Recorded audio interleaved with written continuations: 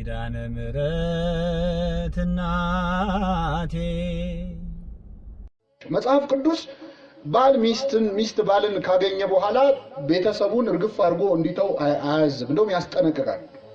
በጣም ድንቅ ቃል ልንገራችሁ፣ ከኔ ጋር በሉ። ለቤተሰቦቹ የማያስብ ሃይማኖቱን የካደ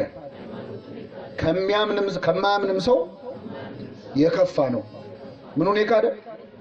ቤተሰቡን የማያስብ ሰው አንደኛ ሃይማኖቱን እንደካደ ሰው ነው የሚቆጠረው። ሁለተኛ ከማያምን ሰው ከኤቲስት እግዚአብሔር የለም ከሚልም የከፋ ነው። ቤተሰብን ማሰብ መንከባከብ በጣም ያስፈልጋል።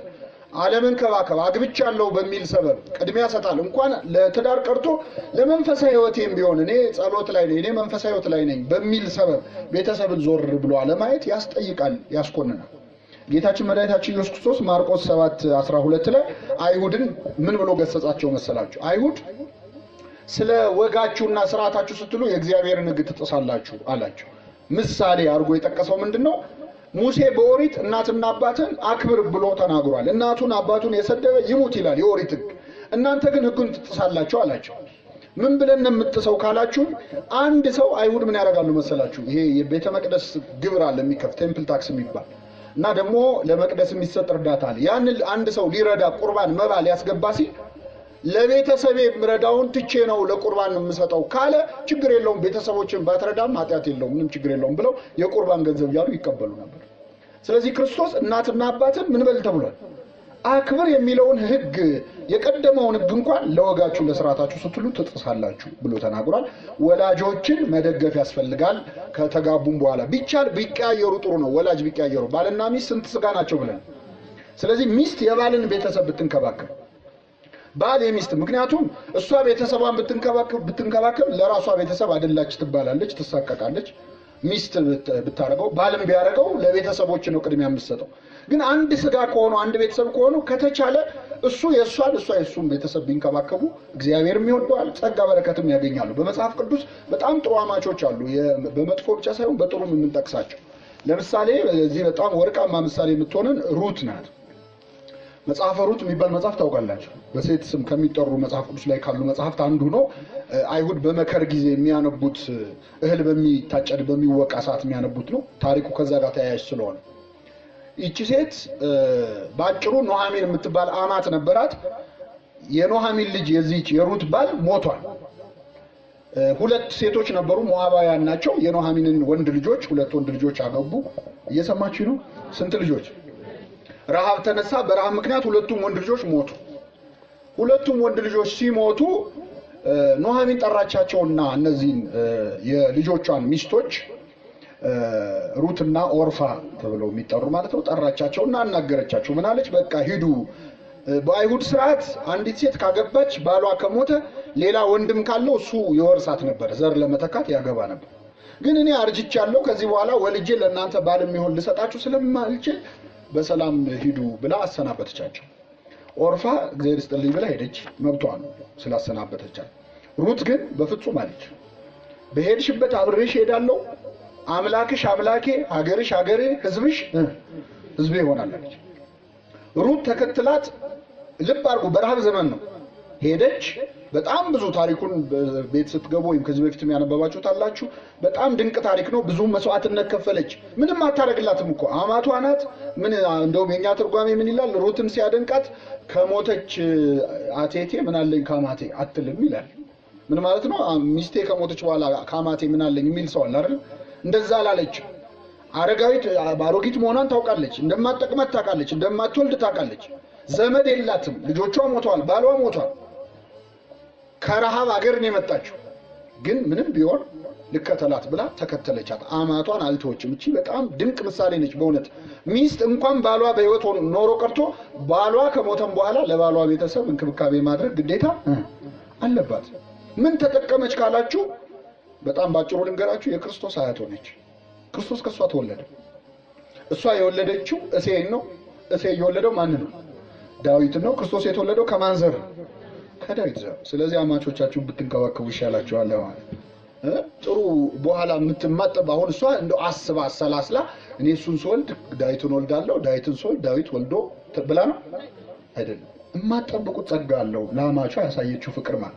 ሴት ልጅ የባሏን ቤተሰብ ብትንከባከብ፣ ባልም የሚስቱን ቤተሰብ ቢንከባከብ ጥሩ ነው። ማርቆስ 1:30 ላይ ቅዱስ ጴጥሮስ አማቱን የሚስቱን እናት አምጥቶ ክርስቶስ ጋር ራስ ምታት ነበረባት ፈውስልኝ ብሎ እንድትፈወስ አድርጓል። ለአማት እንክብካቤ ማሳየት ማለት ነው። ስለዚህ አማቾቻችንን የመንከባከብ ግዴታ አለብን። የመተው እና ዞር ብሎ አለማየት ለጋብቻ ቅድሚያ መስጠት ተብሎ መረዳት የለብን። ብንሰማቸውም እንጠቀማለን። በነገራችን አማቾቻችሁን ስትሰሙ ምክርም አለ፣ ከእድሜ የሚገኝ ጥበብም አለ። ለዚህ በጣም መጽሐፍ ቅዱሳዊ ምሳሌ ከጠቀስን ዘጸአት 18:14 ላይ የሙሴን አማት ኢትዮጵያዊውን ዮቶር ታገኛላችሁ። ዮቶር የሙሴ አማት ነበረ፣ የኢትዮጵያዊቱ ሴት አባት ማለት ነው። ዛሬም ዮቶር ምናምን እያልን እኛም ትንሽ እንመካለን እና በታሪክ ትልቅ ሰው ነው ዮቶር። ሙሴን የመከረው ምክር ግን አሁን ድረስ የኤኒ ሊደርሺፕ ወይም የማኔጅመንት ትምህርት ቤት ብትገቡ የዮቶር ሊደርሺፕ ሜተድ ተብሎ ትምህርት ተደርጎ ይሰጣል። ሃይራርኪካል ሊደርሺፕ ተብሎ ምንድነው የሱ አስተሳሰብ? ግማሽ ሚሊዮን የሚያክል ነው እንግዲህ የእስራኤልን ህዝብ። ሙሴ ቁጭ ብሎ ዳኛ ህዝቡ ተሰልፎ ፍርድ ይፈርድ ነበር። ሰዎች ሲጣሉ ሙሴ ቀኑ ሙሉ ስራው መፍረድ ነበር። በኋላ መጣና አየው፣ ምን አለው? የምትሰራው ነገር መልካም አይደለም። ህዝቡ ብዙ ነው፣ አንተ ስንት ነህ? ይሄንን ሁሉ ህዝብ ከምታጉላላ ለምንድነው የማታከፋፍላቸው? 100 አለቃ፣ 50 አለቃ፣ ሻለቃ ብለህ ምረጥ አለ። ከዛ ነው የመጣው። በነገራችን ላይ የ100 አለቃ፣ የ50 አለቃ፣ የሺህ አለቃ ብሎ መረጠ።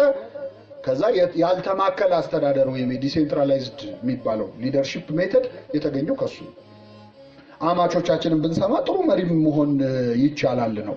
ለሚስት ብሎ ወላጆቹን የሚረሳ ለባል ብላ ወላጆቿን የምትረሳ ግን ልትኖር አይገባም። ሚስቴን በጣም ስለምወዳት ቤተሰቦችን ዞር ብያ ላይ የሚል ሰው ያስጠይቀዋል፣ ከክርስቶስም ጋር ያጋጨዋል። ባለፈው ስንማር ክርስቶስና ቤተክርስቲያን ናቸው አይደለ? ከባልና ከሚስት ጋር የተነጻጸሩት። የባል ቦታ የማን ቦታ? የክርስቶስ። የሚስት ቦታ የቤተክርስቲያን። ክርስቶስ ለቤተክርስቲያን ካለው ፍቅር የተነሳ እስከ መስቀል ድረስ ፍቅሩን አሳያት። መስቀል ላይ ነው ክርስቶስ የሰርጉ የሚባለው። ዕለተ መርዓው ወትፍሥሕተ ልቡ፣ የልቡ ደስታ ቀን የሚባለው ዓርብ ዕለት ነው። ክርስቶስ የሾህ አክሊል የደፋበት ቀን። ለቤተክርስቲያን ያን ያህል ፍቅሩን ሰጥቷታል። ሙሽራው ክርስቶስ ሙሽራይቱን ቤተክርስቲያን ወዷታል። ግን ቤተክርስቲያንን ወደድኩ ብሎ ደግሞ እናቱን አልረሳም። ከመስቀሉ ስር ቆማ ባየ ጊዜ እነኋት እናትህ፣ እነሆ ምንሽ ልጅሻል። ስለዚህ ለሚስት ለባል ያለን ፍቅር ከወላጆችን የሚያስረሳ መሆን የለበትም። ሁለት ቁም ነገሮች እዚህ ላይ ልጨምርና ወደ ሁለተኛው ነጥብ እመጣለሁ። አንዳንዴ ወላጆቻችን እንደምንፈልገው ላይሆኑ ይችላሉ። እኛም እንደሚፈልጉት እንደማንሆነው ሁሉ ማለት ነው። ወላጆቻችንን ምንም አይነት ደረጃ ላይ፣ ምንም አይነት ማዕረግ ላይ፣ ምንም ሀብት ላይ፣ ስልጣን ላይ ብትሆን ወላጆችን መናቅ የለብህም። ማክበር ትገደዳለህ። ስላገባህ፣ ስለከበርክ፣ ስለወለድክ፣ ስልጣን ስለተሰጠህ፣ ሀብት ስለተሰጠህ አይደለም። በየትኛውም ሁኔታ ወላጆችን የማክበር ግዴታ እግዚአብሔር ጥሎብናል። ምናልባት ወላጆቻችን የሚያሳፍሩ ሊሆን ይችላል። የሚያሳፍሩ ማለት ምናልባት ሱሰኞች ሊሆኑ ይችላሉ። ልክ እንደ ኖህ ማለት ነው። ኖህ ሰክሮ ወድቆ ነበር። አልወደቀም? ወድቆ በጣም እንደው ቅዱስ አምብሮስ ይላል የጥፋት ውሃ ያላሰመጠውን ኖህ አንዲት ኩባያ ወይን ጠጅ አሰመጠችው። እርቃኑን ወድቆ ነበረ። ካም ዘበጠበት መጥቶ ኑ ተመልከቱ እያለ ቀለደበት። ሴምና ያፌት ግን እርቃኑን ምን አሉ? ሸፈኑ። ወላጆቻችን የምናፍርበት ጸባይ ሊኖራቸው ይችላል። ንግግራቸው ላይ ጥመን ይችላል። ሱስ ሊኖርባቸው ይችላል።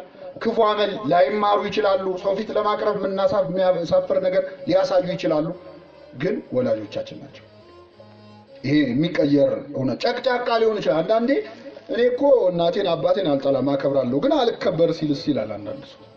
ወይ ደግሞ በጣም አስቸጋሪ ጸባይ ያላቸው ወላጆች ሊኖሩ ይችላሉ። እየሰማችሁ ነው?